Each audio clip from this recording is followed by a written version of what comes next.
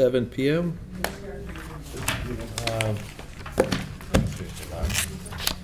Give me 1 minute and then we'll call it to the water.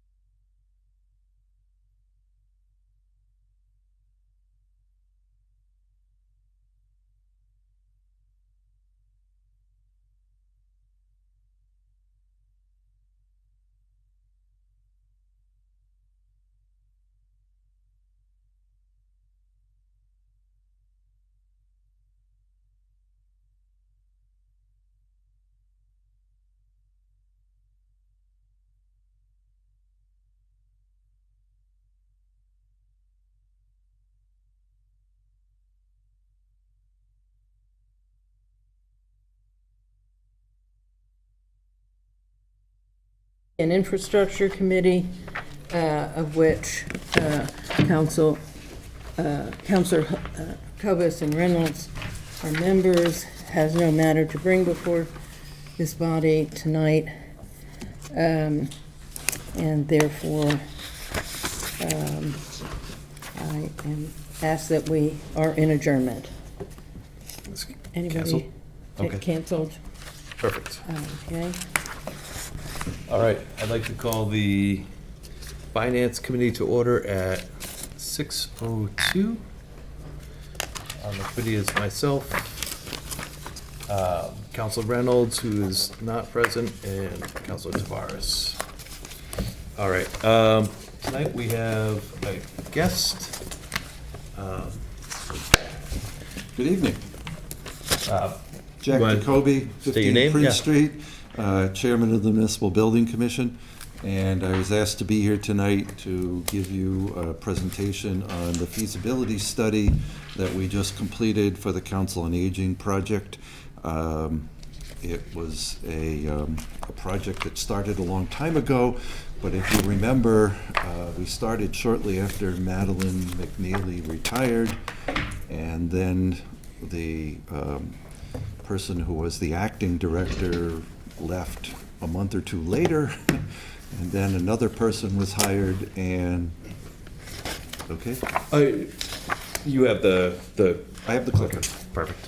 And another person was hired who lasted like a day and a half.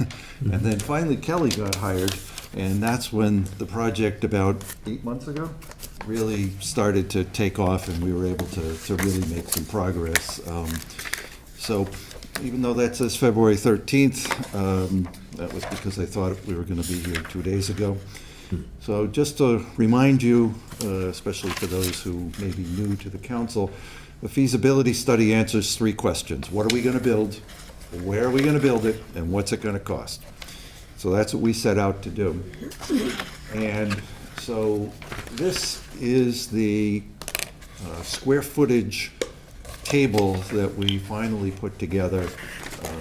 And this was really a lot driven by Kelly, because what we needed to do was to figure out what functions does the Council on Aging do now, what would it like to do in the near term, and what is it likely to do in the longer term, because if we're going to spend this kind of money and build this kind of building, we want to make sure that 25 years and 50 years from now, it's still functional, it still serves the needs of the seniors.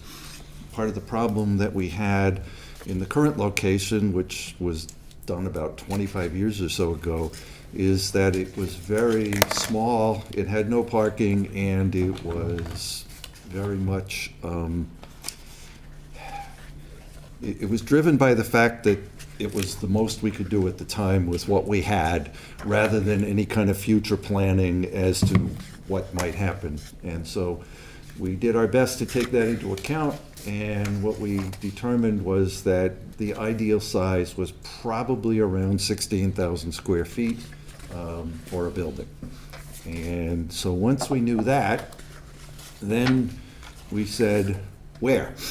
And so we looked at a bunch of different sites, and so we looked at here where the YMCA is on Pleasant Street, and I have bigger blow-ups of each of these. We looked at a building that was then empty at TI, Building 1. We looked at, I can see where C is, here.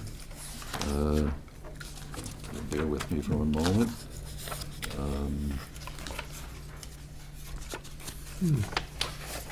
It's right down on the Lower left. left. All the way left.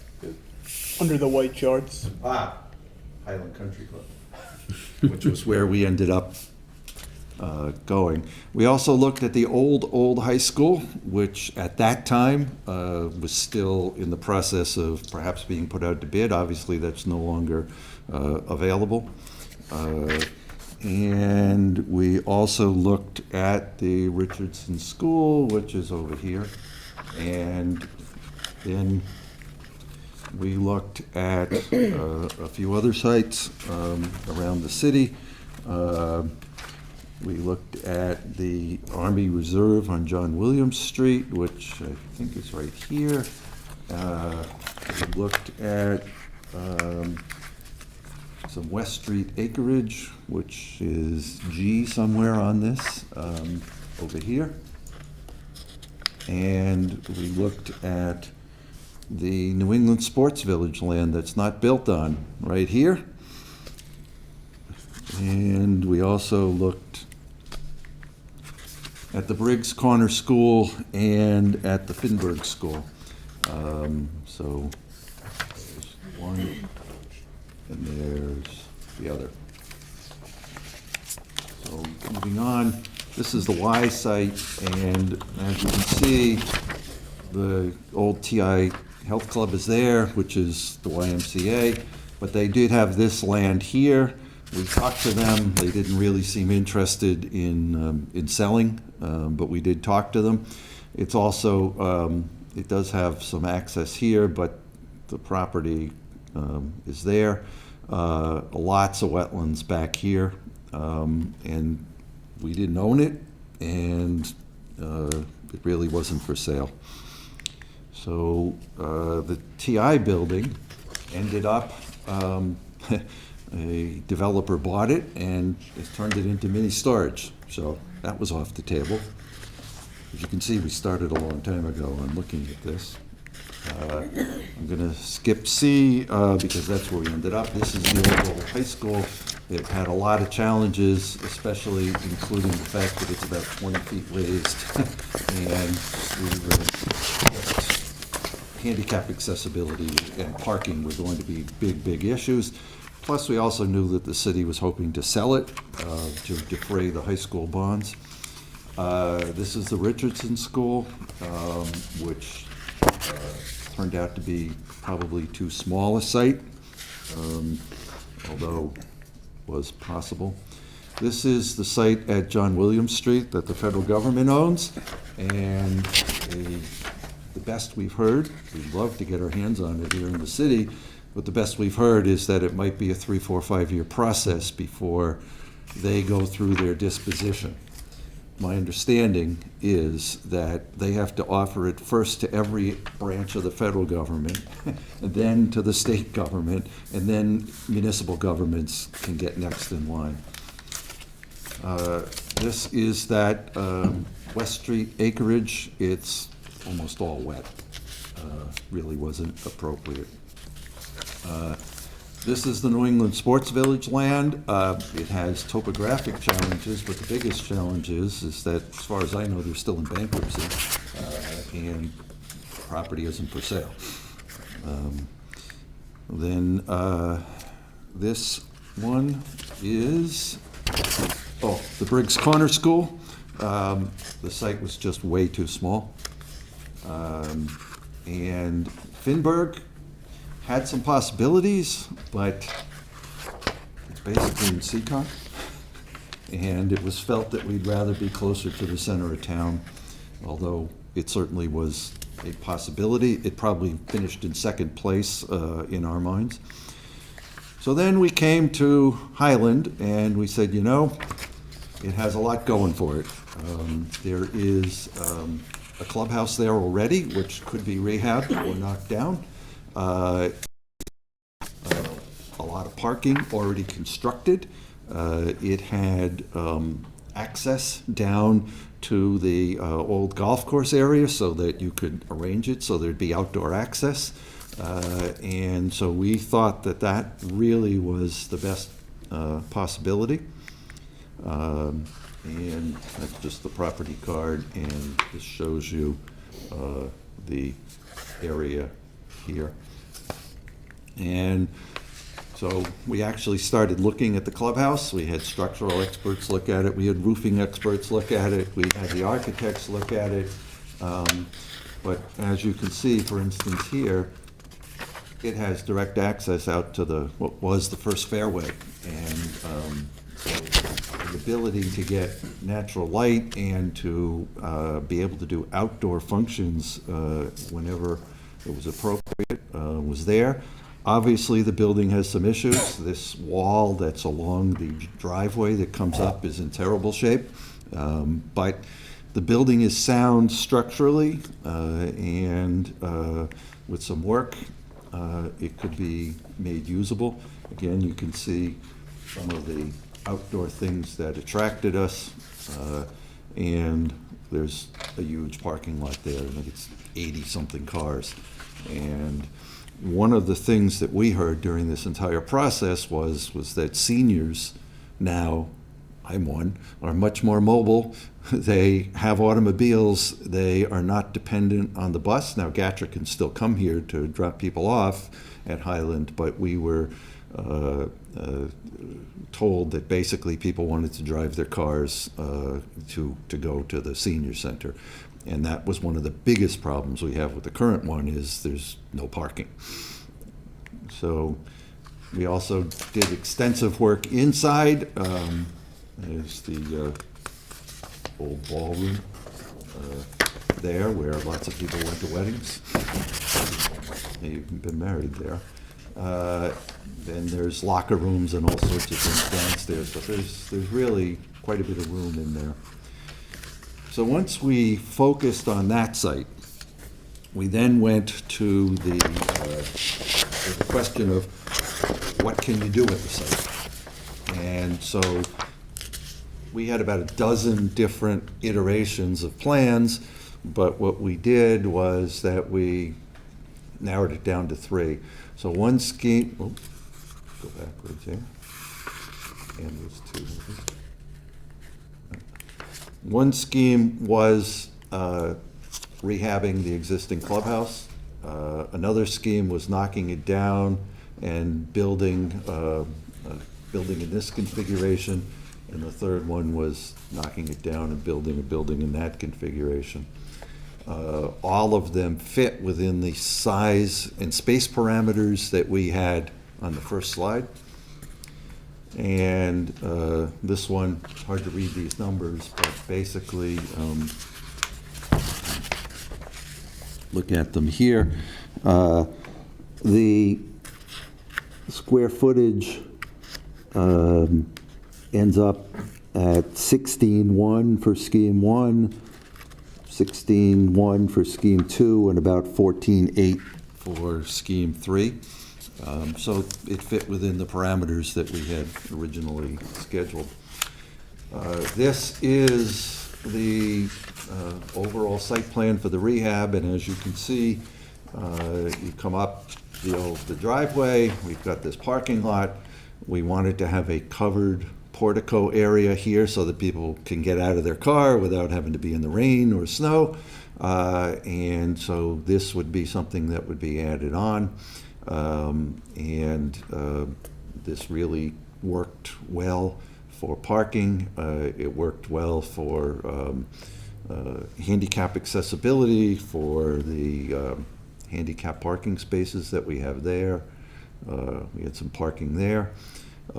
So it worked out pretty well. This is what we came up with as a floor plan. And this floor plan really, I think, wowed everybody.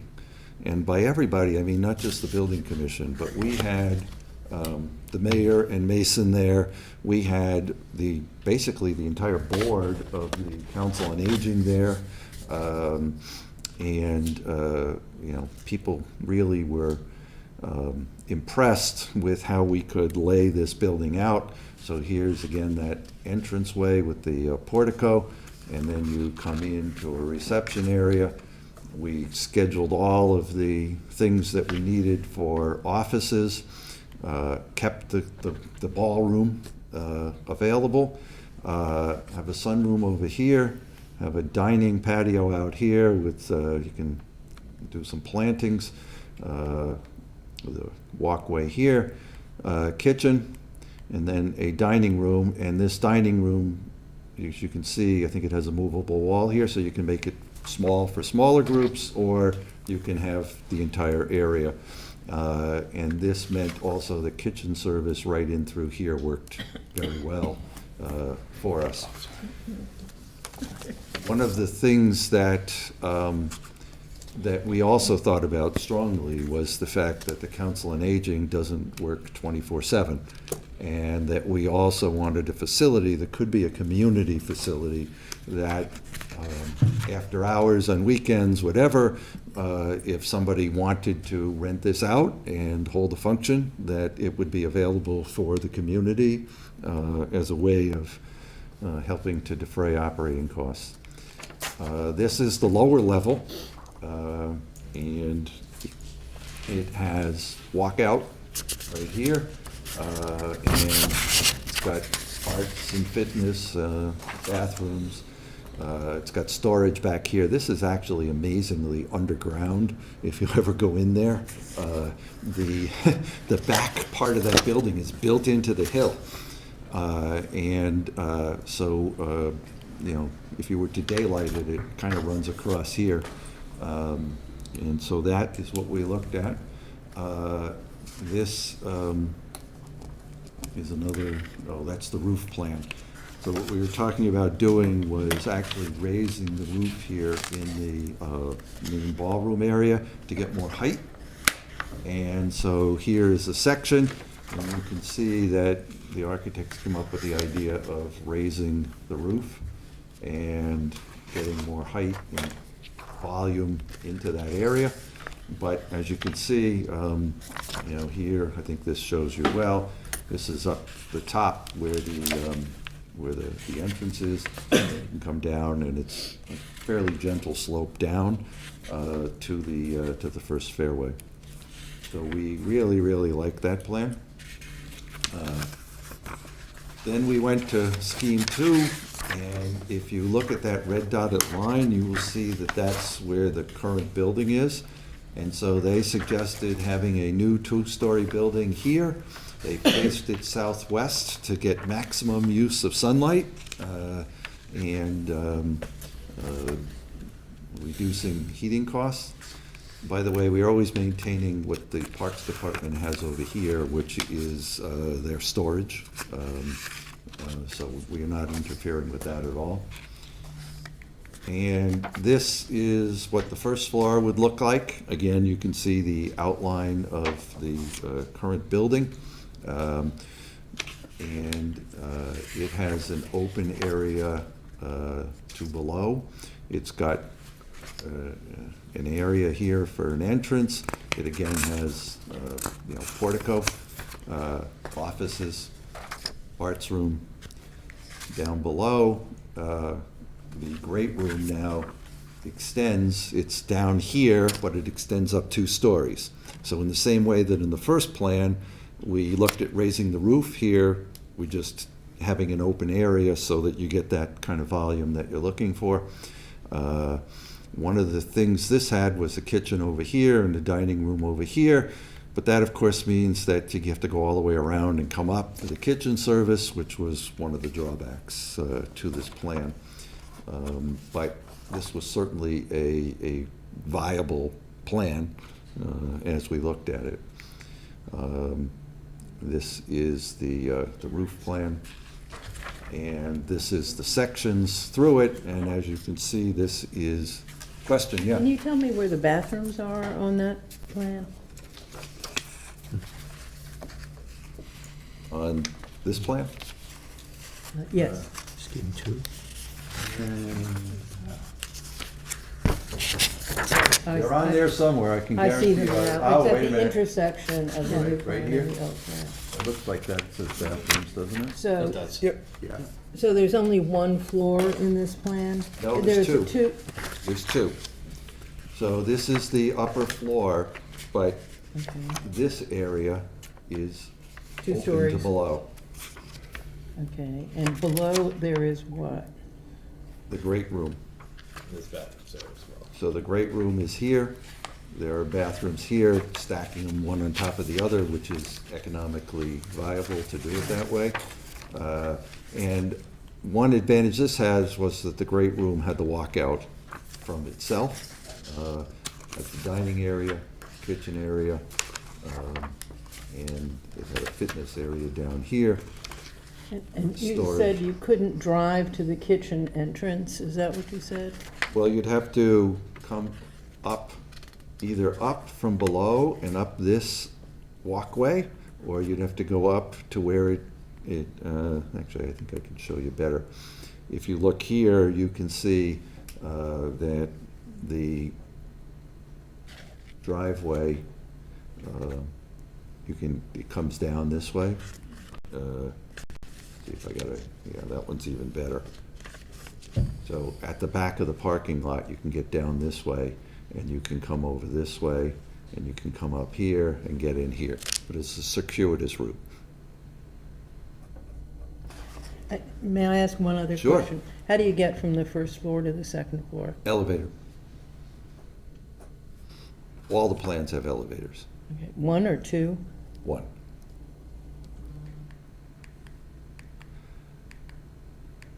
And then the third one was a one-story building up at the top level. This was probably the least favored by the group because it just did not take advantage of the outside. So this, again, was a one-story building. It had some parking over here. The entrance to the building was over here. So here's the drop-off area. So you come up and you kind of go around like that. It had parking here and in the back. It had all of the offices that they need. I think one of the things that we found in the study was that there is a great need for privacy. Seniors who come in to talk about health insurance, to talk about taxes, to talk about whatever they need to talk about, and that Shine is here as one of our tenants. Like this also had a great room, and everything was sort of all on this one level, so one advantage this would have would be that it didn't need an elevator. For this one, do you have a figure on the parking space number? I know it was like 82 and 81, but this one looks like it goes further into the parking. So do you know how many you lose on this plan? Yeah, so I think what they did was they made up parking by putting it along here. So Okay. I think it was relatively the same. Okay. Actually, if I remember right, they talked about having as much as 150 parking spaces, but we thought that was probably excessive. It's you don't want to build a parking lot for the worst day, the Christmas rush, so to speak, in a shopping center. You want to build it for what you normally need. Paving a lot of ground is not a great idea. And so this had actually did have a lower level, now that I think about it, but it really was not much. Good plan. So, once we did all that, then you come down to what the single most important thing to anybody, which is what would it cost? And what we found was that the cost of number one was $14.4 million. Now, this is a cost estimate. It's not a bid number, but the cost estimator, PMC, is well respected in the industry. And this is what they came up with. So the construction costs were 11, and with everything else added in, the architects and the engineers and the contingency and the furniture and everything else came up to 14.4. The two-story building came up to almost 17, and that one-story building came out at over 17. So when we saw this, we said, you know, there's 2 million reasons why we really like option one. We liked it to begin with more than the others anyway, but once we saw that it was $2 million cheaper, or $2.5 million cheaper, I guess, we decided to take a vote, and it was unanimous, and even those in the audience endorsed that idea. So then you would say when. So this is the timeline the architect put together. Obviously, you know, by the end of March, we're not going to have any financing in place, but I do know that the mayor and her team are working on that at this point to send something down to you. But basically, if we were to have our design professionals on board by June or July, we probably could open the building in January of 2027. So, unfortunately, it just takes a long time to do things, but even with this head start, we still need a good 6 months to get the plans to the point where they would be biddable, construction level documents. And so once you get through that 6-month period, then you've got bidding and award, and then you've got construction, and then you finish. So that is the short version of what it is that we did for a good 18 months. Perfect. Counselor Dolan? Thank you. So a couple questions. On the operating costs, all right, let me start with, what's the square footage difference between what we have now and if we were to go with the adaptive reuse? I Do you think know this is about twice as big. Twice as big. So do we have any comparison on operating costs on how much more it'll cost for a building of this size? I'm going to ask Kelly, do you have an opinion as to whether you would need more staff? We probably would need more staff. but Yeah, not just staff, I was some thinking hours. everything. Heat, air conditioning, staff, just operating the whole entire building. It clearly would cost more to operate the Council on Aging. You know, a building that's twice as big, you're right. Now, one of the advantages is that we'd have a modern heating and air conditioning system in it. We would have, you know, all of the, meet all of the energy code in terms of the insulation and all of that. We'd do our best to make the life cycle cost less. But I think that if you're right, it's going to cost more to operate this building.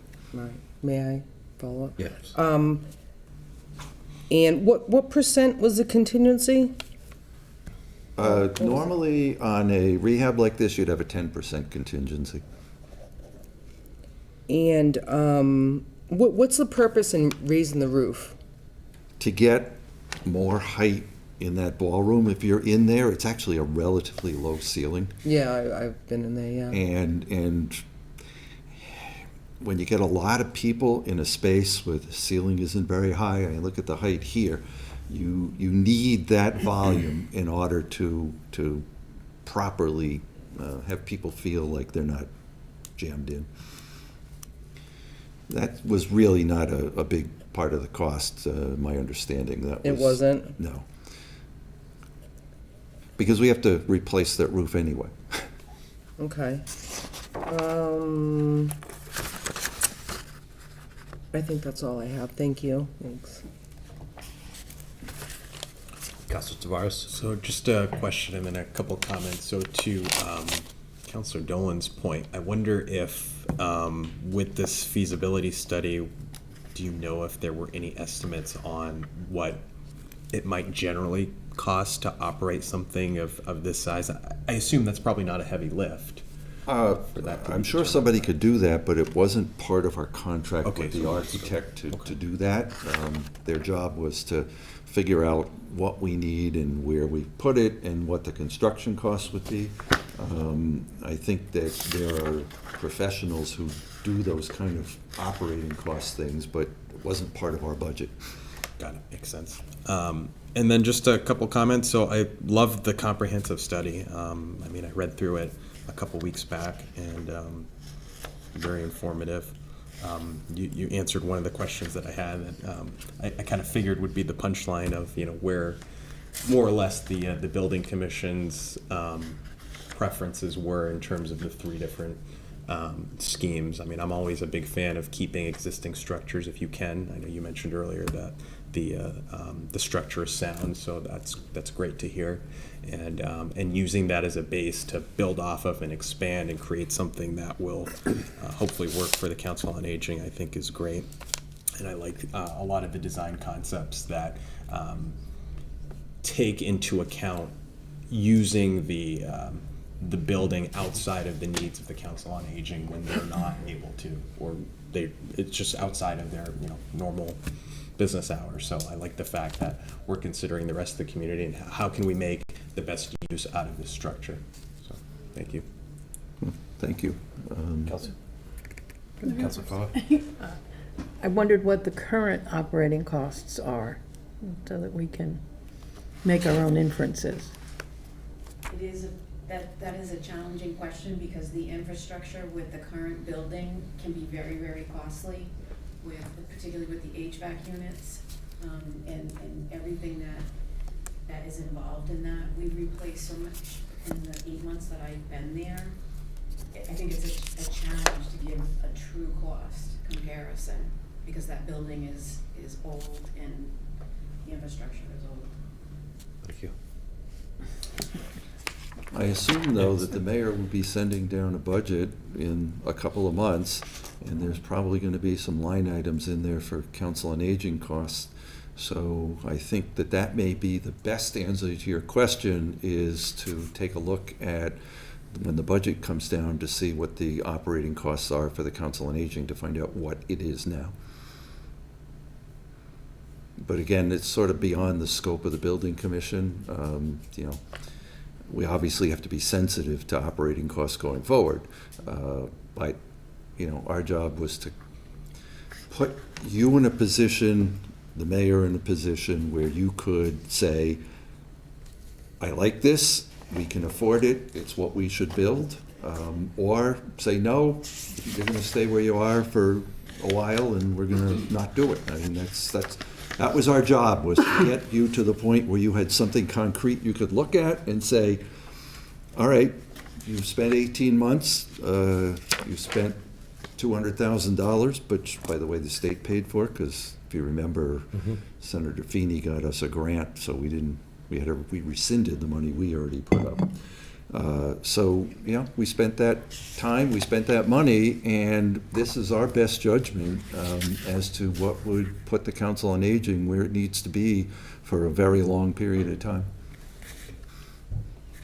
Councilor Sawyer? I have one question, and I'm sure that this has already been talked about previously, but when it comes time to build this, where are those funds coming from? From the city, from the residents? How is that all happening? Traditionally, the way that we Sorry if build it it was a is bad with a question. bond Okay. issue.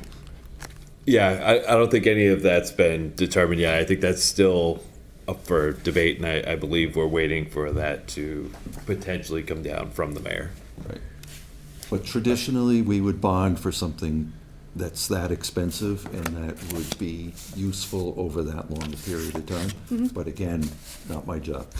Okay. Counselor Waterman? Yes. One of the things that I like a great deal is the location, because I think it will be more inviting to people, let's say from the south side, South Attleboro area. They won't have to come into the center and deal with the parking issues that we have. Would we also have a way to, for people who, I don't think there's a lot of walkers, but would be for Kelly. Would you envision some way for those who currently walk to the center and because they don't have transportation perhaps, that we could figure that out and get transportation arranged? Well, I think if we go forward with this project, we'd certainly want to talk to GATRA about how we could coordinate with what they do, because I would think that that would be the answer to the question, right? Right. Jack, just to interject, the mayor has spoken with GATRA, and they will add a bus stop at the end of the entrance, and Dial-A-Ride will come right up to the door. They'll continue to do that, and that's the majority of our folks, if they take the bus, which there are a few, that's how they would get there, is Dial-A-Ride. President Delicio? Thank you, Mr. Kobus. So, Jack, great to see you, great presentation. This has been a long time coming. I know there was some back and forth getting the funding for the feasibility study. I worked with Senator Feeney in order to ascertain those grants. So I think to get here, there's a history that we need to look at. And you mentioned the rehab of the current facility. What was it? In 2000? It was in, I think, the year 2000. There was $2 million worth of upgrades. Yeah, my memory is it was about 25 years ago. Yeah. And we didn't spend a whole lot of money. In fact, my memory is that we got the prisoners from the Bristol County House of Correction to come up and paint. Yeah. And the reason I bring that up is it's 25 years ago. This could cost about $12 million more, which it's pretty realistic, I think, in this day and age. I don't want to see everyone get caught up in the funding piece of that, because I don't think that's what this presentation's about. But when you do look at the operating costs, taking that $2 million that we just talked about, you talk about the number of projects over my time on council, HVAC issues, furnace issues. We're keeping the current building together with bubble gum and duct tape. We're at a point where I think we all, over the last summer and fall, campaigned on this, and it's really exciting to be here. I think we need to look at what the future is, and I think that one thing I saw in one of them, I think it was the first one, was a gift shop, which says to me that there's potential for additional revenue, which will help offset that. I think the extended hours, the extended space could probably open us up to grant opportunities. So I think when you put all this together, you think about where we're at, what we're paying now to keep the current senior center up and running. This is something that's been a long time coming, a long time overdue. Now to my question. Simply put, what's the life cycle of the new buildings? How long are you expecting that this will last? Architects talk about 50 years. I find that to be a short timeline. I think if we do this right, that it should last beyond that. We should get to 60 or 75. A lot of times, I mean, you look at the high school we just tore down, that was built with the idea that it would be torn down after 50 years. And from what I saw, from what they tore down, that wasn't the highest quality construction. Right. And so it strikes me that everything just gets more expensive. If you think about it, we built schools for $10-12 million, and now we spend $260 million on a school. So if we make the investment and we do this right and we build a quality project, I don't see why this shouldn't last for the rest of this century. And if we have enough space, and I think we have enough flexibility, that as things change, they can change the uses. There's a lot of walls inside that are not load-bearing. You can knock things down. You can put things up. I think that it appealed to me because I really like flexibility, and I really like the idea of the fact that we know what the next year holds. We have a pretty good idea of what the next 5 year holds, but 10 years, 20 years, 50 years down the road, it is a guesswork. Yep. But we also know that the senior population is expanding. This country's getting older. Hopefully more people will want to use this if it is accessible, if it has the kind of amenities that we're looking at here. I'd be honest with you, I've never, other than attending a function, I don't go to the senior center, because I'm still working. But the bottom line is that I might be more inclined to go to something at a place like this than I would be to the one downtown. I don't think I'm that different from a lot of other people my age. And just finally, Jack, thank you to you and the Building Commission for this work. I mean, it's been an arduous task, and really appreciate the work that you all put into it. Thank you. Thank you. Councilor Fuller? And Are- then I think we'll is wrap it- it up.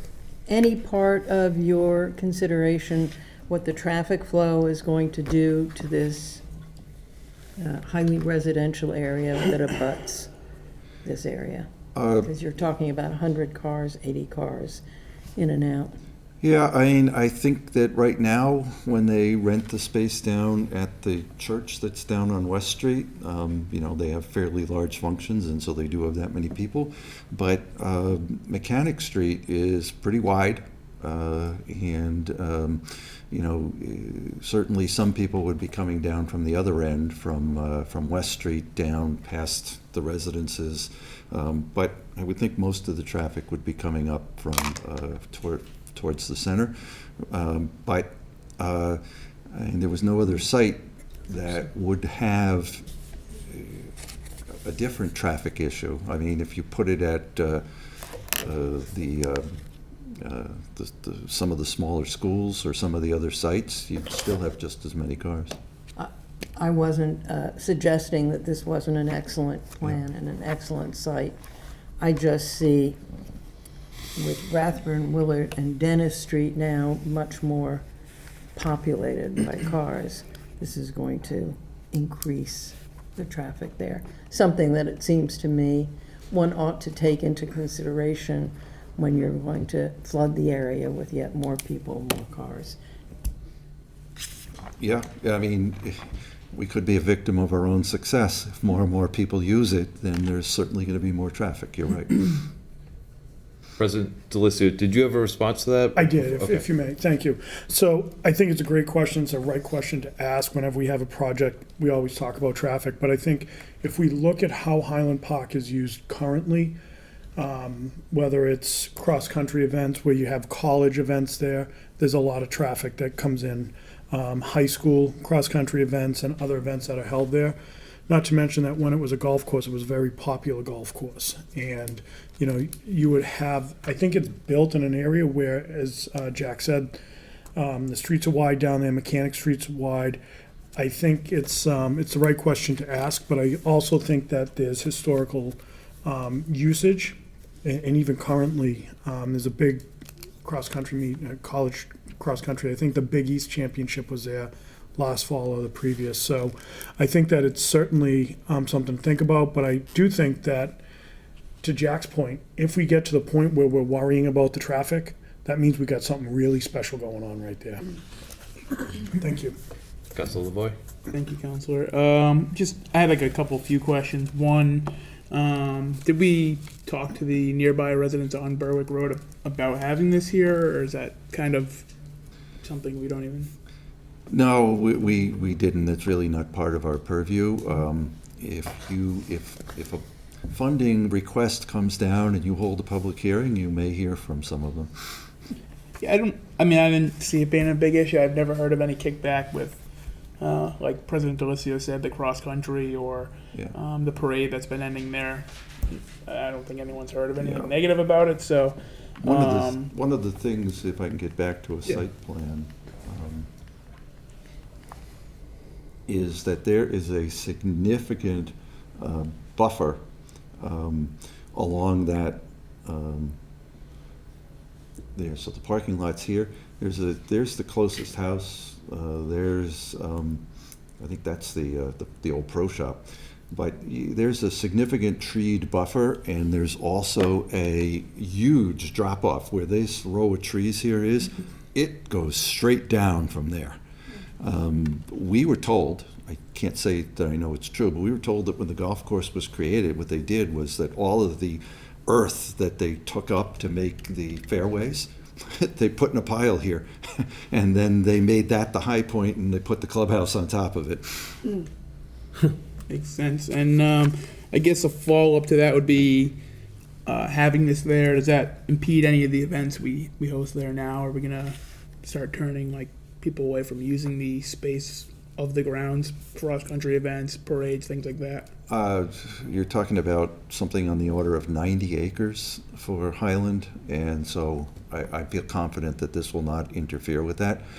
It will, however, mean that the parking lot that we built for the high school contractors will become a prime focus now for these kinds of meets and for other use of the park.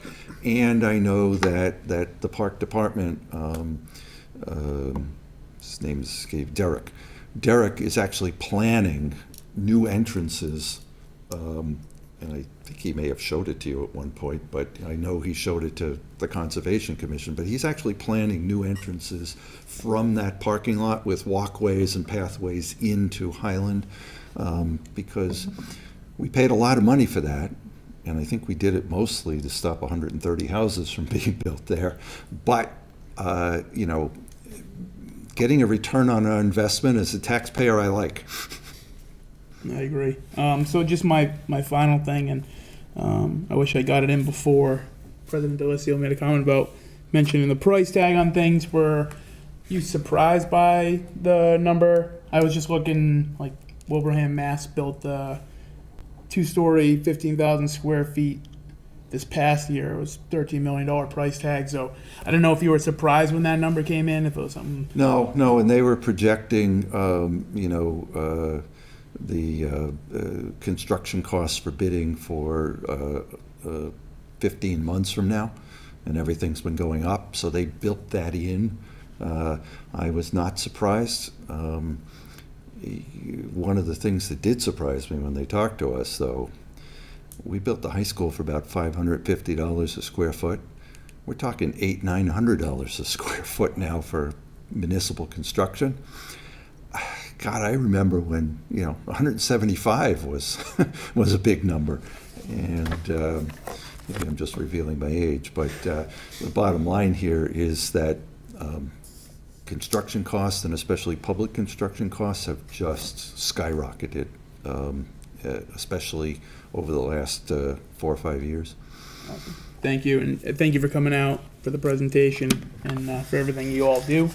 I think most up here are in support of a new senior center, one way or the other. I think just how everybody gets there will be the decision. But thank you for coming out.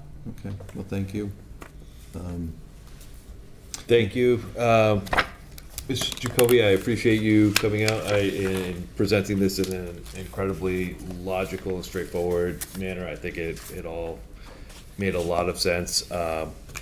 I know for me personally, when I first ran, one of the main reasons I ran was to get the new high school built, which you were instrumental in moving forward. But also, there was a lot of seniors that voted in favor of that, and getting a senior center built is incredibly important. They supported the new high school. I think this is incredibly important as well. And $14 million sounds like a lot, is a lot, and I know these are tough times right now, but I think it's a logical plan. I think it's deserved. It is one of the highest priorities right now for us in the city. So I appreciate you laying this out in a very logical manner and straightforward manner for all of us and for the public to see. So thank you. Well, thank you. Just to your point, the feasibility study was probably over 100 pages, and I tried to distill it down to the most important pages because You did a great job. When you look at a 100-page report, your eyes glaze over sometimes. So thank you. All right. Thank you. All right. And moving on. Oh, yes. Yep, it's to you. Yes, yep, perfect. All right, and we have a couple items of business here on the Finance Committee.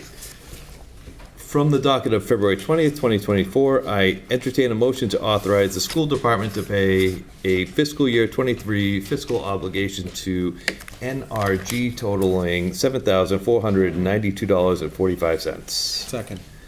Motion is in order. And this is a previous year bill from Mr. Furtado. Which one was this?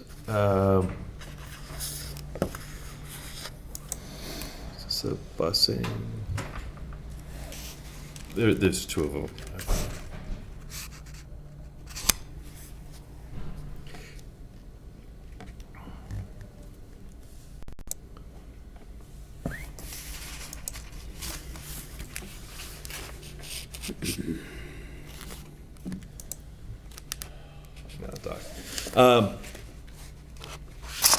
Previous year bill to NRG for $7,500. So, any questions?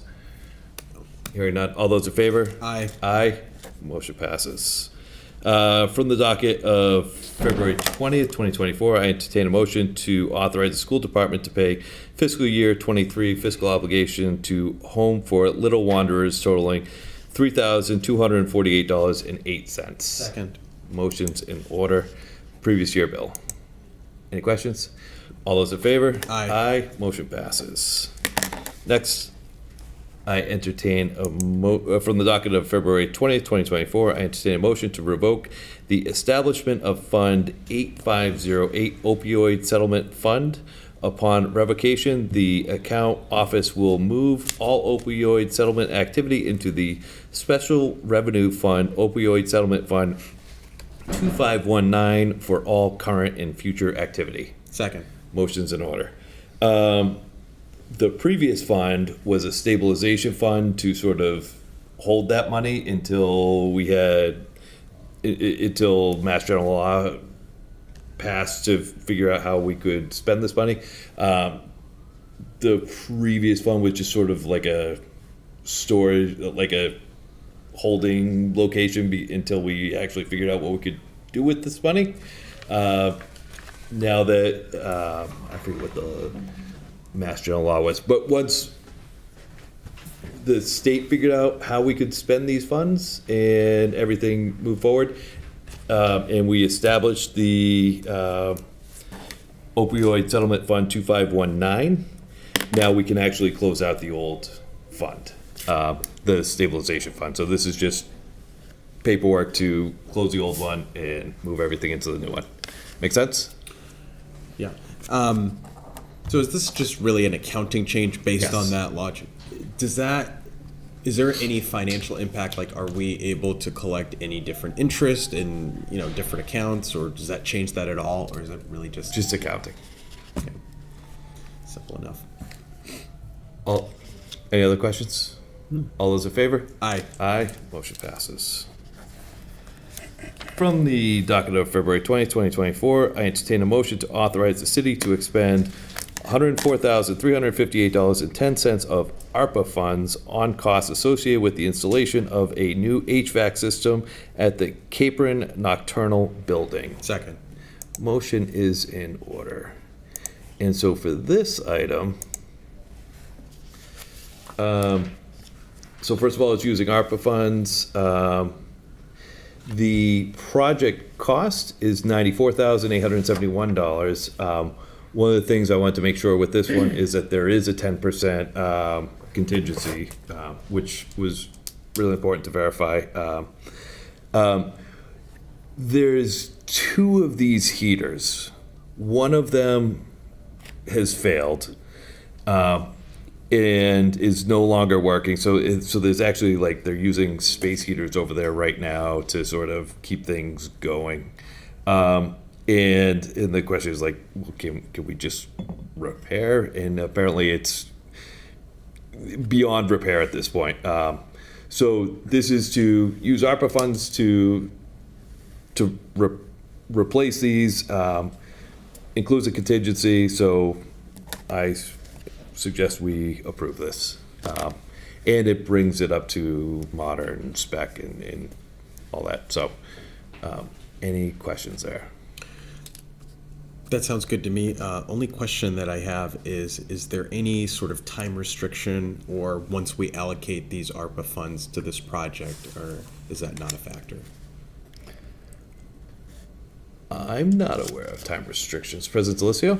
Yeah, generally with the, thank you, good question, Council Tavares. Generally with the ARPA funds, there are deadlines associated with them. Yeah. I don't have them off the top of my head, but I think I could follow these up ones would have before to be next.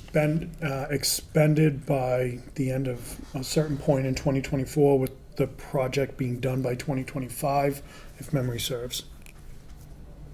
But I think Deb Gould will be able to catch you up to speed on that. Okay. I can get that information before next Tuesday if that works. And Councilor Fuller? I think if we look back, when the new head of the zoo was here, he discussed this, and I think he discussed the deadline Okay. for these funds. So that's another way of follow confirming up. the deadline. Yeah. Sounds good. All those in favor? Aye. Aye. Motion passes. And finally, from the docket of February 20th, 2024, I entertain a motion to approve the expenditure of no more than $350,000 from the Special Education Stabilization Fund 8507 for unexpected special education transportation costs incurred during the current fiscal year. Second. Motion's in order. Was approved unanimously by the school committee, and so suggest we approve it.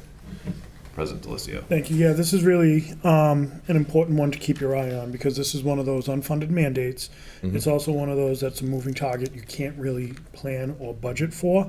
And I think that over time, and I think former Councilor Blair talked about that not too long ago, that there was one time it was almost $500,000 we were talking about that we might need for this. So definitely a moving target, something to keep our eye on. Councilor LaVoy.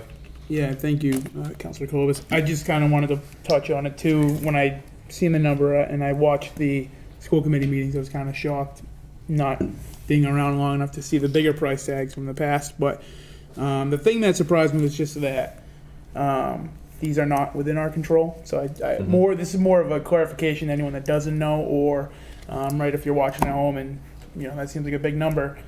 This is a state mandate, as President Delicio touched on. So, I mean, if you're alarmed by the numbers, then you should contact the state reps and try to change the ruling, as the school committee and administration has zero things that they can adjust. This is like how it has to be. So, obviously I support it, but I just wanted to kind of clarify. I know Tuesday we try to just say it, talked about in committee, so I wanted to get it on the floor now as opposed to Tuesday.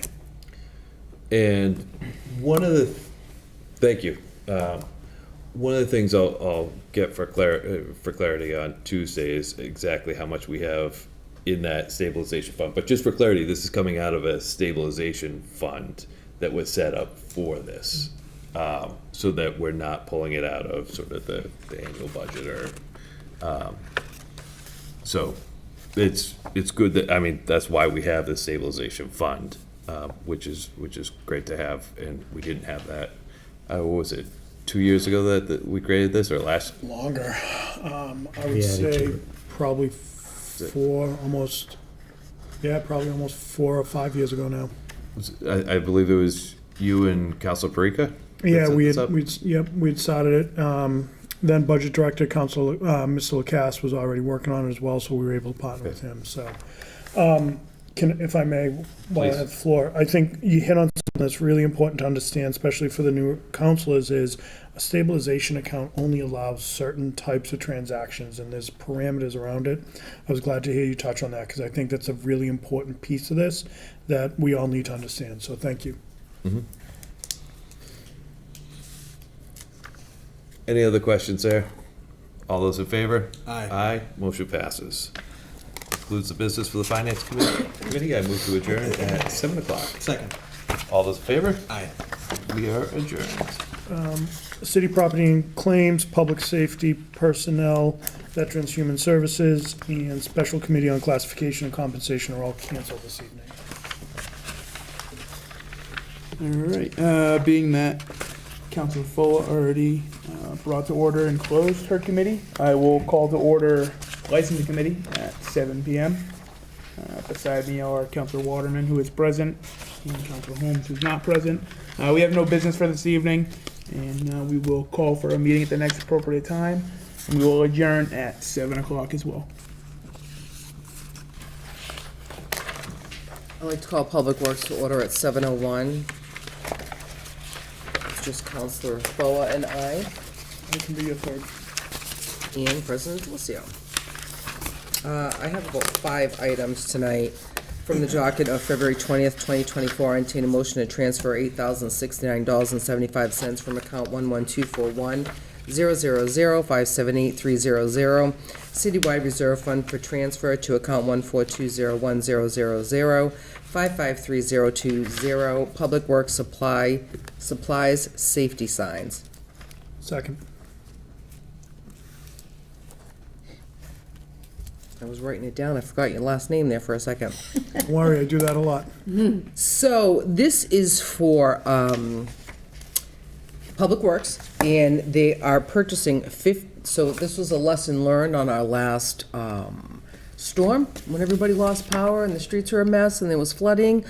So we will be purchasing 50 orange barrels with high-intensity reflectors, and 25 sawhorses, which are the same with the high visibility reflection. This isn't something, these aren't items that we'll use a lot, but when you don't have them, when you need them, you wish you had them. So that's what we would be purchasing with this $8,000. Does anybody have any questions? All those in favor? Aye. Aye. Aye. Motion passes. From the docket of February 20th, 2024, I entertain a motion to accept a grant in the amount of $80,000 from the Department of Conservation and Recreation for the management of the George Spatcher Memorial Pool through December 31st, 2025, and approve expending of such funds in any future amendments. Second. Thank you. So this is a grant, $80,000. It's excellent, and it'll keep one of the city's pools afloat through the end of 2025. Does anybody have any questions? All those in favor? Aye. Aye. Motion passes. From the docket of February 20th, 2024, I entertain a motion to transfer $3,000 from account 11241-000-578-3000, citywide reserve fund for transfer to account 12921-000-513-100, animal control, holiday sick, vacation, overtime. Second. Thank you. So this is just to cover holiday sick and vacation time for animal control. Does anybody have any questions? All those in favor? Aye. Aye, motion passes. From the docket of February 20th, 2024, I entertain a motion to hold a public hearing originally scheduled for March 5th, 2024 to March 19th, 2024 regarding a petition from Massachusetts Electric Company, DBA, National Grid, and Verizon New England, Inc., requesting permission to locate poles, wires, and fixtures along and across the following public way: Turner Street, install 2 Joe poles on Turner Street to relocate pole A78 west of pole 177. This is to serve the pump station for the city of Attleboro. Second. So this is just, we had a conflict, so we're just changing the public hearing from the 5th to the 19th. Thank you, Vice President Dolan. Yeah, so thank you for this. So when we scheduled last week the public hearings on March 5th, both Virginia and I forgot that it's the primary, it's Super Tuesday, so where it's an election, we can't hold public hearings on an election night. So thank you. There's going to be a couple others coming up later on tonight, so thank you all for your flexibility there. Thank you. I don't know if I took a vote on that. All those in favor? Aye. Aye. Aye, thanks. Thank you for that presentation. From the docket of February 20th, 2024, I entertain a motion to transfer $14,000 from account 11241-000-578-380, Citywide Reserve Fund for Capital, to account 11241-000-599-300, Citywide Transfer to Capital Fund, and to further transfer $14,000 to Fund 3579499600, Briggs Pool Renovation, transfer from General Fund. Second. Thank you. I discussed this, we got this as an amendment last week, and I kind of discussed it a little bit. Does anybody, this is just, it's additional funds, we didn't allocate enough initially. Does anybody have any questions? All those in favor? Aye. Aye. Motion passes. From the docket of February 6, 2024, I entertain a motion to install an RRFB paint crosswalk and complete the sidewalk to meet ADA compliance to the entrance of Hyman Fine Elementary School. Cross streets are Oak Hill Ave and Lee Street. Second. I had discussed this when I initially put the business in. This is at the entrance to Hyman Fine Elementary. As most of us, some of us know, Oak Hill is kind of a speedway. We have issues with people stopping at crosswalks, and the RRFBs are excellent to at least help with it. And then we do have to bring it up to repaint the crosswalk. We have to bring everything up to ADA compliance. So a lot of people have been wanting this to happen for a long time. So does anybody have any questions on this? Council What Folk? does RRFB stand for? It's a rapid rectangular flashing beacon. So those crosswalk lights you see people press and they flash, that's what that is. Thank you. And so just to give a little bit, Mike Tyler has already looked into this. He's already figured out how much it's going to cost, what work needs to be done, how many feet of sidewalk need to be put in to make it ADA compliant on the other side of Oak Hill at Lee. So everybody's kind of aware of what's going on. We just need it to be funded, and hopefully we'll get it moving. Councilor Roy? Just a quick comment. I absolutely love these signs. I know.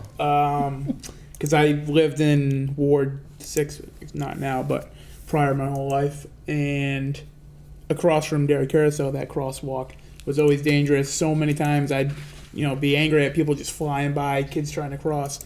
They installed this type of sign there, and now every time I'm down there, people are stopped. People can cross safely. So I mean, I just think that they're amazing. So They I just are, wanted they to put are. support for it, and Yeah, hopefully it passes. Unfortunately, you see people still go through. Yeah. So I think people are getting used to them, so hopefully everybody will get used to them and continue to stop when they see the flashing light. So, any other, President Lucille? Thank you. Just a quick question. I know you talked about this last term, and, really glad to see that this is coming to fruition. Do we know, is this project eligible with Chapter 90 funds? And do you know if that's what Superintendent Tyler plans to use to finance this? I don't, It's not going to sway my vote one way or another. no, and I'm happy to answer for what I know. I do not know if he plans on using Chapter 90 funds. I believe most of, like, the road work would be eligible, Yeah. not the RRFB, I'm assuming. I don't know for sure. But I can certainly find out Great. when we take it out next week. Thank you. Anybody else have any questions? Did you have a question? I did, but she asked the Oh, question. okay. All those in favor? Aye. Aye. Aye. Motion passes. That's all the business for Public Works Committee. I'd like to call for an adjournment at 7:09. Second. Thank you. All those in favor? Aye. Aye. We are adjourned. Thank you.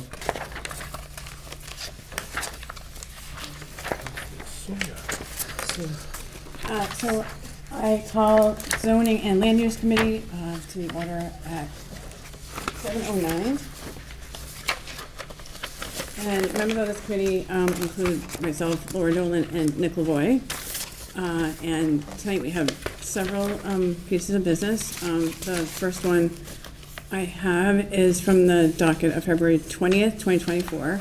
I entertain a motion to approve the extension of 2 restrictive covenants as follows and authorize the mayor to execute the attached notices of extension to be recorded in the Registry of Deeds in substantially the same form as appended hereto. The property located at 106 Locust Street, Attleboro, Massachusetts, Attleboro Assessors Parcel ID of map 175, lot 264, map 175, lot 23, and map 95, lot 270. Restrictive covenant will be extended to and through November 25th, 2045. Property located at 0 Locust Street, Attleboro, Massachusetts, Attleboro Assessors Parcel ID of map 176, lot 1A. Restrictive covenant will be extended to and through December 9th, 2048. Second. Thank you. This is the Locust Valley restrictive covenants, and that's what we're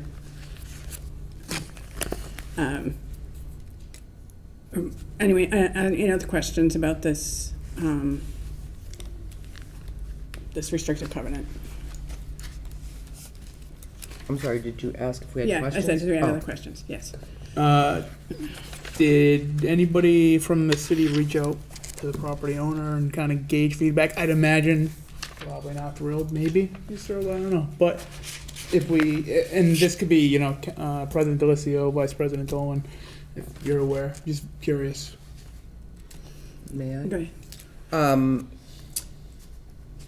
From my understanding, the property owner is aware of our intention to extend. I do not know how he feels about it. I have no idea on that, but from my understanding, he's aware. Because I also assume that we wouldn't be able to do this without at least notifying the property owners of our intention. Yeah, I was only just follow up. Sorry, I was just curious if we had gotten like any sort of feedback. I know part of the correspondence that came out was the intention of looking into buying it in the future. So my only thought was if we go down this route and force a hand, how does that transpire to him? Is he going to be, he or she, I believe he owns it, but how does that transpire with him wanting to sell it to the city, working with the city on a sale, and then wanting to work on a sale with an appropriate figure? So those are just kind of the things that I have on mind. You know, as far as the vote tonight, I have no problem voting it out to let the people reach out, and you know, citizens, everyone involved can reach out. But it's just kind of, yeah, the groundwork, I guess I have questions on. Yes. So, yeah, I understand all your points on that, and this owner has, this has been in effect since, I believe, I want to say, yeah, so 1995, it says right here. And the golf course has been defunct closed for quite some time right now, and I believe this owner, these restrictions is not the entire property. So it's just two, I believe it's 2 parcels. So he could have and still can sell whatever we don't have restrictions on, from my understanding. So I believe that these 2 parcels are further in the back that are near like wetlands and so on and so forth. So I'm just assuming that if this person wanted to sell, still can sell and still could sell to us. So hopefully this doesn't hurt. I mean, he's been dealing with this restriction since 1995. Yeah. So hopefully the city would hopefully have an opportunity in the future to purchase this, because that would be lovely. Thank you. Sorry, I apparently have gift to gab tonight. Yeah, so I guess again, my only concern is it's the notion that doing this is buying the city some sort of time, when, as you mentioned, there's a piece of the property not included in this, so agitating the owner again could sell that piece. So it just seems like the way we lay it out is, hey, we're gonna withhold these two segments, and it's going to buy us some time to potentially buy the property, but this is only a portion of the property, and the portion we're talking about withholding, for the most part, isn't even developable. Like the ability to develop it, sheesh. But so I just worry about if that part's sold, the city withholds this land, and then the citizens of Attleboro are expecting, hey, there's still more land, and we can't do anything with that segment. So it's just the wording of it that throws me off. I just hate the concept of like false hopes where we withhold something and it's like we're just trying to buy time to purchase it for the city. But I mean, Yes, go ahead, it's not fully feasible. Right, and I understand what you're saying, but, I mean, you're taking one sentence out of the whole. Yeah, no, I can get So that. I don't think that that's our purpose, that's our sole goal, is to just buy time. You know, there are reasons for these restrictions, and it's not just for us. You know, and if you know the property, it's contiguous land from the Audubon. Yeah. So I live behind the Audubon, so, you know, it's contiguous for these animals. And now that we the other part of across the street from Locust has been sold and it's going to be developed, you know, we're pushing wildlife away from their homes. So I would love to see this saved and preserved, however it happens. But yes, so it's a bigger issue than just that one sentence, you know what I mean, out of Yeah, that I whole understand. thing. So, Yeah. thank you. Great, As far as this- oh, yes, sir, go ahead. So just one thing for the public, and this is a question that hopefully we can just talk about openly, is I think we've glossed over. What are the two specific restrictive covenants that we're talking about that apply to the property right now? Well, well, it has a different, things in the registry of deeds. I don't know exactly where the things are laid out.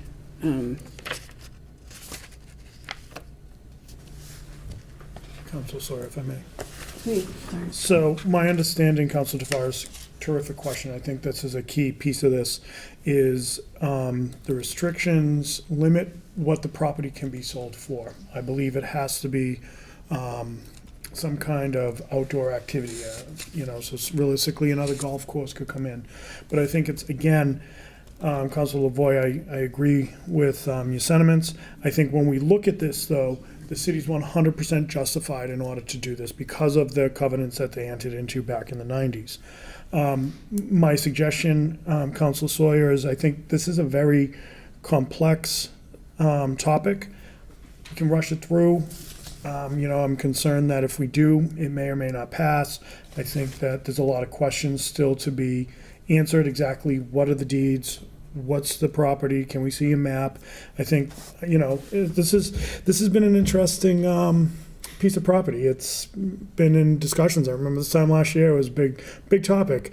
And I'll go back to what I said then. It's still not for sale, you know? So I appreciate Mr. LaVoy taking into consideration what the owners would like to do or what they're thinking. And I just think that there's a lot. It's very cumbersome, very complex. So your committee, I'm by no means telling you how to run it, what to do, but I think that we have time. We can kind of flush this out a little bit more, get the answers, not just for us, but for the public and everyone watching at home. I agree, so, I, look for your guidance and where to go course. from here and how to, Glad to help. stop this, or not stop it, but where to go forward on this, or Yeah. how to vote for it. Yep, absolutely. So once you finish with discussion tonight, I would ask Vice President Dolan if she wanted to rescind her second, and then it can stay in committee and discussion can continue. Okay. Yep. Great, thanks. No, thank you. Go ahead, Councilor Dolan.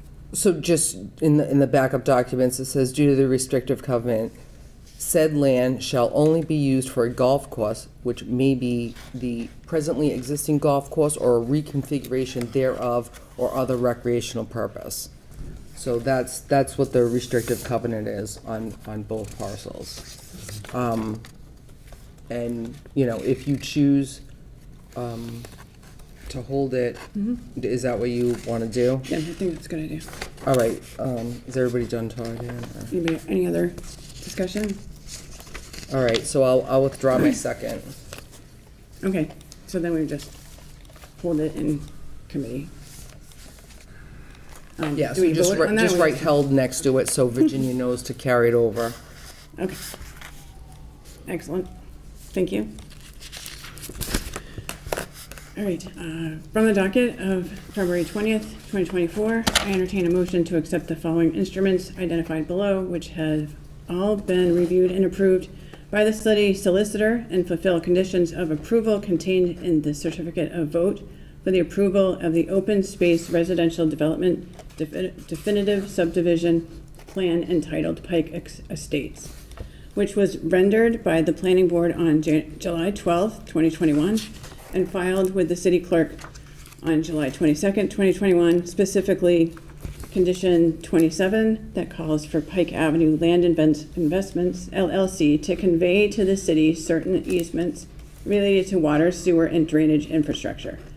Condition 29 that calls for Pike Avenue Land Investments LLC to donate to the Conservation Commission open space parcel number 1 containing 18.28 acres, 796,356.6 square feet, and open space parcel number 2 containing 2.2 acres or 105,557.68 square feet.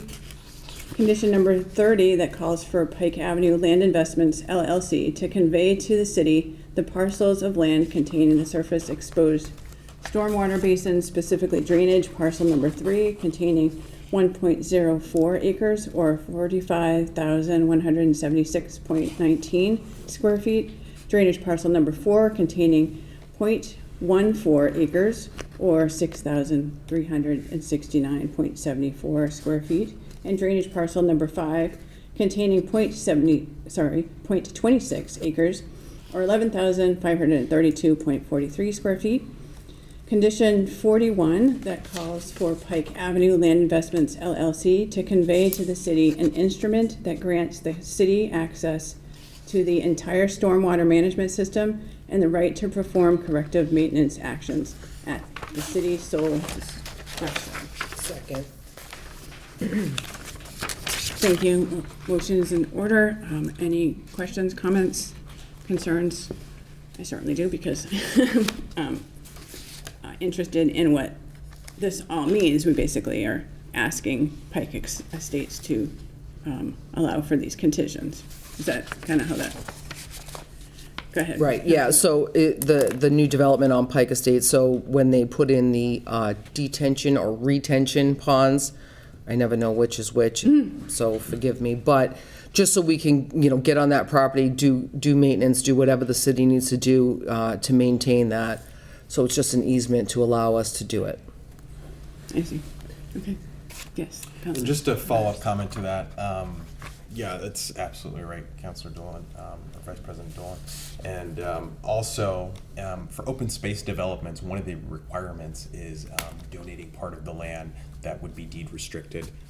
So that's what that 2 acres, my understanding at least, that 2.4 and change acres being donated to the Conservation Commission is. It's not them trying to be nice, it's them complying with the rules for open space development. So. And they don't have to pay taxes on it. Well, that's also true. It might have been close. Okay. Any other discussion on that? Okay. Hearing none, we can vote. All those in favor? Aye. Thank you. The next item I have is from the docket of February 20th, 2024. Entertain a motion to hold a joint public hearing with the planning board originally scheduled for March 5th to March 19th, 2024, to discuss the rezoning petition from John F.D. Jacoby III relating to proposed amendments to ordinance S 17-6.9, table of permitted signs and dimensional regulations of the Attleboro zoning ordinances. Second. Thank you. As President Delicio said, this was just a change of the public hearing date. Any other questions?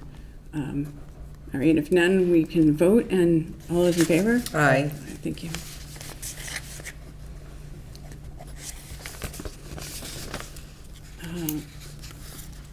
And then I was, from the docket of December 19th, 2023, the 6 public hearings we had on February 6th, street acceptances. I entertain a motion to approve the following: to lay out Brigham Hill Road as a public way, length of 2,061.88 feet from station 0 plus 00 to station 20 plus 61.88, and accept said way and any related drainage, water, and sewer facilities or easements, all as shown on a plan and profile entitled Road Acceptance Plan Brigham Hill Road, dated October 4th, 2021, revised through March 15th, 2022, prepared by Byron J. Andrews, RLS, and David A. Russo, RPE, of Andrews Survey and Engineering, Incorporated, which plan and profile have been deemed satisfactory to the Superintendent of Public Works. Second. Thank you. We had the public hearings on those, and any other questions or comments? Yes, Councilor Dolan. I just want to ask President Delizio a question, if that's okay. So since we already read these for the original public hearings, we can probably just, Yeah, so, and we also have a copy of it, so, and as the chair, what I So you would don't do is I would just, on the next ones, you're talking about waiving the rest of the reading? Yeah. I would just, read up until it says, the name of the road road, acceptance maybe? plan in each one, right? Okay, that's great. Yeah, so they're all different street names. So Lee Drive, Path Farm Road, T-Berry Lane. Yes. So I think that would be sufficient. We have to vote on each one individually, but yep, she doesn't Right. have to read all the, page numbers and survey companies and whatnot. Thank you. You're welcome. It's a lot. Appreciate that. So now that we've read through this one, if there's not any other questions or comments, we can vote on the road acceptance of Brigham Hill Road. All in favor? Aye. Aye. Thank you. All right, so the next one from the docket of December 19th, 2023, I entertain the motion to approve the following: to lay out T-Berry Lane as a public way. Second. Thank you. Any questions or comments? And hearing none, we can vote. All those in favor? Aye. Aye. Aye. Thank you. I entertain a motion to approve the following from docket of December 19th, 2023, to lay out Pass Farm Road as a public way. Second. So I maybe miss we one? could just add that we're changing the public hearing. You know what I mean? Like Oh. instead of just saying layout, we'll just add that we're, We're not changing the public hearing on this. Oh, no, this was the old Public hearings we had on This happens this to be the same date last week. 2 years ago, I think. Is that where you're getting confused? No, these were the previous public We hearings. had 6 public hearings at the last full meeting. okay, my apologies. I think it's just Second. both one company. All right, all in favor? Aye. All right, thank you. From the docket of December 19th, 2023, I entertain a motion to approve the following: to lay out Jennifer Lee Drive as a public way. Second. Thank you. All in favor? Aye. Aye. From the docket of December 19th, 2023, I entertain a motion to approve the following: to lay out Ingle Lane as a public way. Second. Thank you. And all in favor? Aye. And on the docket of December 19th, 2023, I entertain a motion to approve the following: to lay out T-Berry Lane as a public way. Second. Although we had another T-Berry Lane. Oh, one was phase 1. We had already voted on. Okay. Yeah, there were 2 T-Berry lanes, different sections. Yes, right. All right. And that is all the business I have for zoning and land use. Did and- I Did I just vote need for to that one? on it. No. Oh, Because they're two different sections, they're two different I layouts. see, okay. So, all in favor? Aye. Thank you. Aye. Okay. That concludes the business of the Zoning and Land Use Committee, and I move to adjourn. Second. Thank you, and all in favor? Aye. Thank you. And we are adjourned, and I call for the next meeting at the next appropriate time. You just have to say adjourned at 7:30. Okay, great. No worries, you can call for the next committee meeting on Tuesday. Okay, Good job, that was a lot. thank you, thank you. Okay, I call the Transportation and Traffic Committee at 7:30. And we have among us a full committee, myself, Councilor Sawyer, and Councilor Dolan. I have just one item of business tonight from the docket of January 2nd, 2024. And the business the following business was referred for study and recommendation to traffic for both the committee and the Traffic Study Commission to study parking on Bayberry Road, westerly side from Locust Street to Ridgewood Road. So to give you a little information, I really didn't know where this complaint or this concern was coming from. So I did some research. I went down there and I knocked on a few doors, and there's only a few houses on Bayberry Street. So I met the individual who, from that person's home, had made a complaint about one of the other homes on the street parking on a piece of their property. It was around the corner. You couldn't see it from the front of their house. And there were two cars. And in talking to them, I found out that they really didn't have a problem anymore, that they were trying to help out that family because they didn't have enough room in their driveway and it was important. And they changed their mind, and I got a later call from the spouse of the person I talked to saying, please withdraw my concern. So my motion would be to strike this motion. Do I need to read the motion again? when Yeah, so say what I that? would do is I would say from the docket of January 2nd, 2024, I move to strike the following new business and then just read that. Right. So from the docket of January 2nd, 2024, and I thought that needed a little fleshing out, I make a motion to strike the following new business, which was referred originally for study and recommendation to traffic for both the committee and the Traffic Study Commission to study parking on Bayberry Road, westerly side from Locust Street to Ridgewood Road. Second. Thank you very much. Are there any questions? No, I think it was pretty self-explanatory. Oh, excuse me. Just procedurally, I would make sure that on your minutes, when you hand them into Virginia, make sure that you notate that you move to strike so that she sees that and we can have it for the full vote next week. I will do so. Thank you, sir. Thank you. So, let's have a vote. All those in favor of striking this motion? Aye. Aye. Aye. We shall strike it 3-0, and that is all the business we have tonight. Motion to adjourn? Second. Thank you. All those in favor? Aye. Aye. So we are adjourned at 7:33. Thank you. I call ordinances, elections, and legislative matters to order at 7:33. Members of this committee include myself and Councilor Kobus, who is present. Tonight we have one piece of business from the docket of February 20th, 2024. I entertain a motion to approve the recommendation from the Election Commission and Deputy Chief Cook of the Attleboro Police Department for police detail, location, and assignments for the 2024 calendar year polling locations as follows. Ward 1, Quello Middle School, 1 officer inside. Ward 2, Studley Elementary School, 1 officer inside, 1 officer outside for traffic control. Ward 3, Attleboro High School, 1 officer inside, 1 officer outside for traffic control. Wards 4 and 5, La Salette Shrine, 2 officers inside, 1 officer outside for traffic control. Ward 6, Elks Lodge, 1 officer inside. Ballot pickup, 2 officers for end-of-night ballot pickup. Second. Thank you. Motion is in order. So I think this is pretty straightforward, but obviously we're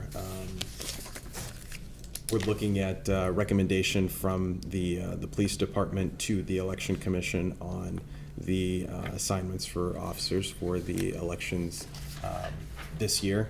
We've got another full year of elections, similar to last year. Councilor Phil. I just would like to understand why this is before us and not a matter for the police commissioner to decide on his own.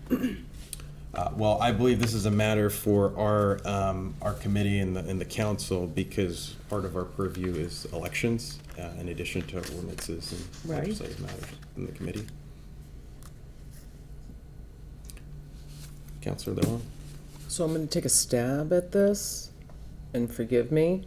And I assume we'll probably need to allocate money for these officers as well for overtime. So I'm assuming, I mean, obviously you can find out the exact answer, but I assume we're gonna need to allocate money for these officers as well. I would have anticipated that, but it's not here, so I just didn't understand. Jonathan? Sure. And I can look up into that follow-up, but President Delacio? Yeah, this is pretty procedural. We do this every single year. I believe it's in the ordinances, but if you can just get the official information, I think that'll be fine. As it says, this is for the police detail and location assignment, which is communications, because we do have oversight over pieces of the elections, which is why we have the ordinances, elections, and legislative matters committee. So this is a business, piece of business that comes down frequently into your committee. Very good. But I can find out about follow-up to Yeah. everyone's point regarding what the next step will be, whether that be funding or any other follow-ups there, so. Any other questions, comments? You comfortable? All set. Okay. All those in favor? Aye. Motion passes. That concludes the business for ordinances, elections, and legislative matters. I move to adjourn at 7:37. Second? Thank you. All those in favor? Aye. Aye. Motion passes. Adjourned at 7:37. And I also cancel the special committee on tax abatement review. And it's canceled for this evening. Thank you. Thank you. Council Fall, were you going to call the special rules committee? I cancel the meeting of the Special Rules and Procedures Committee. All right. That is all. Have a good night, everyone. Have a